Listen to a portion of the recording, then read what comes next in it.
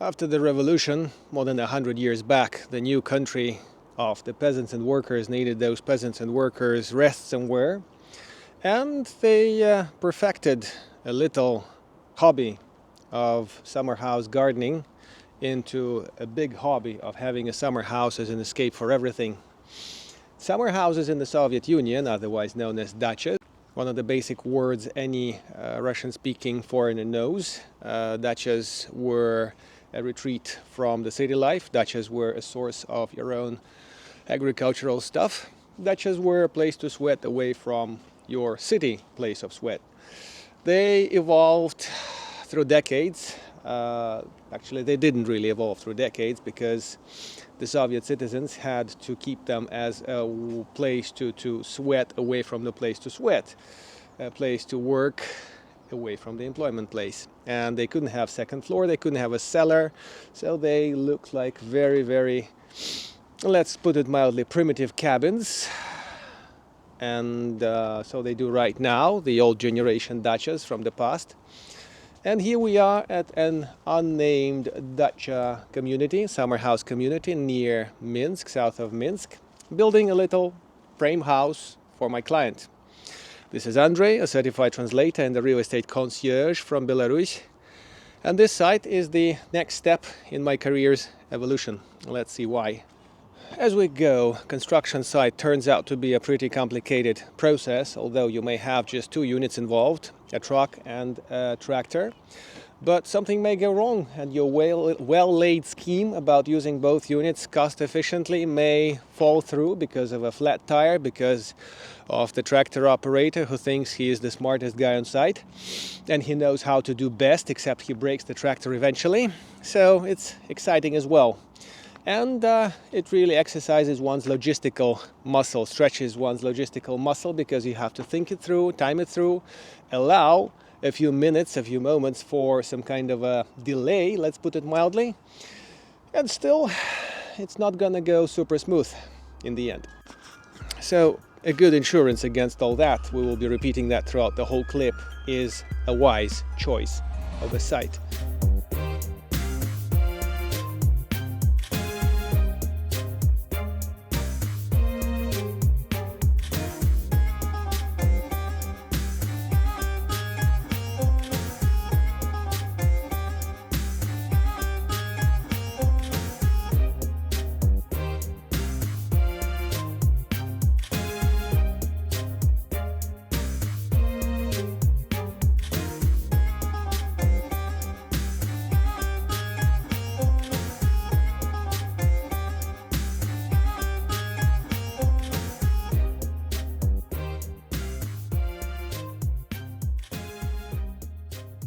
Based on what I saw originally over here, a Soviet man was living, resting, working on his pension. Not sure how much he lasted after he retired. Storing up all sorts of stuff, firewood that grew into the earth eventually, like in that French story. A garage with an examination pit with a rumored ancient Soviet car not being there when we came to demolish the garage. And the house with a basement, apparently against the regulations, so not sure if that was built in the Soviet times against the rules or he did it after the Soviet Union collapsed. But right now, there's zero. So the philosophical background of my message here is, guys, we must live today.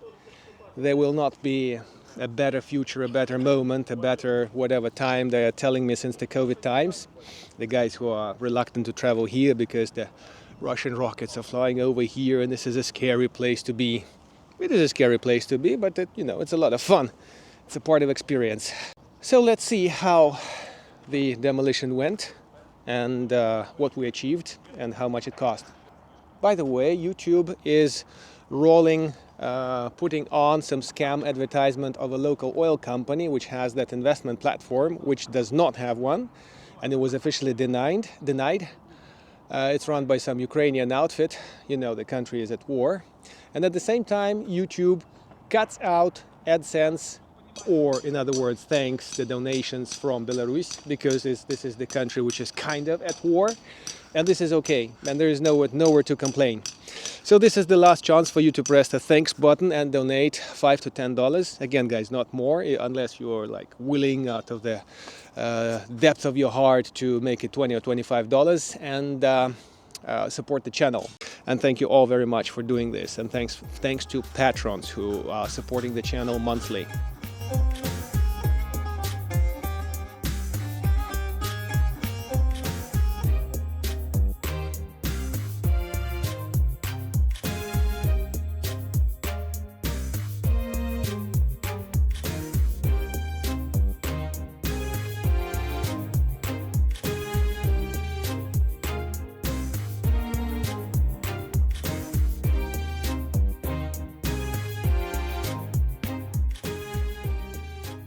If I remember right, the purchase occurred somewhere in September when it was still nice and green and shiny and everything. Now it's fairly freezing, it's +0 outside. The sand is almost frozen, and this is actually where the house was.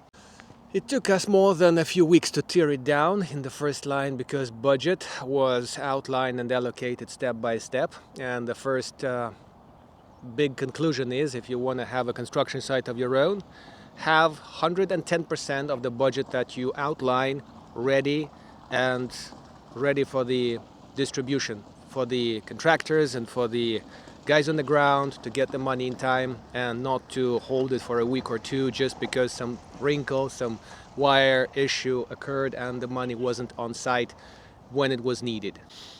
In the given context, I'm a translator between the builders and the owner, and I like it, I love it, because the next part of my own business is going to be about construction, and frame houses, barn houses, I told you already about, are going to be my major focus. Maybe my own house soon will become a barn house.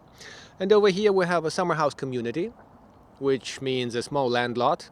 It's fairly close to the city, south of the city, and a short ride away from the center, so that allows me to be here once in a while to resolve matters as they come up. So speaking of the purchase of the land lot, talk to your construction guy, talk to your designers, and see how much damage to your wallet will be out of the stuff that you see. The little pile of garbage out there, the little pile of rocks, the garage with an examination pit, they are all going to consume your money. And here we were getting quotations from $3,000 to $5,000 to demolish the place, and me doing it step by step, trying to do some tricks to minimize the costs, and out of sportive interest in the first line, and loyalty to my client in the second line, I'm trying to minimize the cost just to understand myself how much it's going to cost and how each stage can be handled, benefiting the next stage. Like, well, we're having a tractor here, what else can we do? That pit behind me by the VIP fence of our nervous neighbor is meant to be the pit of the cable. The cable is coming, the electrician's going to be here in a few minutes, and we will think about our next steps. As you see, I'm in a bit of a celebration mood because the smoke of this wonderful thing is going over all this ruin. There are still some things to clean up. Probably I'll stand by them in the next shot to get you an idea of what's left. And the demolition stage, which was estimated $3,000 to $5,000, we were fitting into $3,000, also comes next to the stage of cleanup. The cleanup is not the demolition guy's job, it's something separate. And the cleanup was an extra few $100s to the demolition budget, because when the vehicles were away, all the small stuff that did not get caught by the tractor's spade, or whatever they call this thing, were lying here on the ground. So you need at least a couple of guys with a few tools to clean up the things as they're being demolished, to load the tractor properly and to get all this stuff evacuated properly when it needs to be. So over here we have the leftovers of the demolition. Back behind there is a little barrel to burn the stuff that can't go to the dump. Apparently wood cannot. And 2 stumps from the charming ancient apple trees cannot go to the dump, and they do not burn very well, so that's going to be my side hobby for the next couple of weeks. And over here we have to fill perhaps 30 to 90 more tons of sand to up the construction site for the foundation, because basement guys came up and said, guys, that fence is almost in the air compared to where your land lot is. so we could use more sand. So yesterday I was throwing more sand as the garbage was being taken away by the same truck. That's speaking of minimizing the client's costs, and was burning all that stuff in my charming barrels. One of those barrels is back behind there. That's my invention against the nervous neighbor who came up and said, "I'll call up the firefighters," blah, blah, blah, blah. Dacha neighbors are very close to one another, and you want to balance relations with them, and at the same time you want to do your thing effectively. I mean, burning these things for 2 days and taking them out, or burning them up fast but dangerously. It make a lot of people nervous. You have to choose which way you want to go. We'll do the barrel way. Another fairly tricky point comes about that fence by the road. The road is also above the land lot. So in the wet season, in winter, in spring, when everything kind of melts and there are trucks coming through, somebody doing renovation and other stuff, the road material can just sink into the land, and one's garden will become a motor road of sorts. So it's a big point about what to do about it. We just now logically assumed what we do with the fences. Why logically? Because officially geosurveyors cannot come over here, and this is another point that should come when you're buying the land lot. You should check with the geosurveyors about the specific land borders, and they do not exist here. I cannot explain to you geo-survey way of that, but the land lot comes with specific official measurements, and they have neighbors here, neighbors there written down. And just based on these measurements and the very solid fence of this guy, the nervous guy next door, we will simply extend them towards the road, which is curved, by the way, so I'm not sure how we'll go about the curve, and set up our little fence with the gate over here. Meanwhile, the owner will decide which way he's going to locate the house, and we'll push a few more tons of sand to make the basement guys happy. The cool thing about the frame houses, if you're watching this for the first time, is that they take literally a month, give or take, to get constructed. We will put all the costs and phases on the screen, and as we prepare the foundation, we will take care of the rest of the garbage, wooden garbage, just burn it down essentially. And the metal refuse, I have a scrap metal friend who is happy to come over and collect all the stuff that he can make use of, so that I don't have to hire a truck and get this done at someone's expense. It's gonna go away on its own. And then we'll be talking fence. We'll have to rip off the leftovers of the old fence, and meanwhile we'll have to somehow balance it with the road that shouldn't collapse on the land, and with some other factors that I may not be aware of at this point. Speaking of the little pieces of rubble still remaining here, I guess there's some kind of recultivation service. The guys who will come up with some sort of contraption and separate the brick pieces and other small things from the useful earth. And then probably in the end, just like you do wallpapers in the apartment, to finish the whole thing, there'll be a few trucks of dirt coming over here and making Madam happy for her future gardening activities. So that's about it. So by now we've spent some 3.5 thousand roughly for the cleanup and a few trucks of sand, and the things are ongoing. Please message what you think and share your experience. Tell us what kind of surprises may come up as we go about all these things. By the way, electricity is going to be plugged in nobody knows when. There is an old grid where I decided not to plug in, because that would mean cutting into the road and getting all the complicated vehicles and switching to an old switchboard. Not sure if that's the right term, and nobody knows how long it's going to be useful, because there's a new grid, but nobody knows when it's going to be plugged in, officially commissioned or something like this. It's about to happen, but Belarus is the land of opportunities. You should remember that at all times. Don't ask me what's behind that great green fence with attractive barbed wire.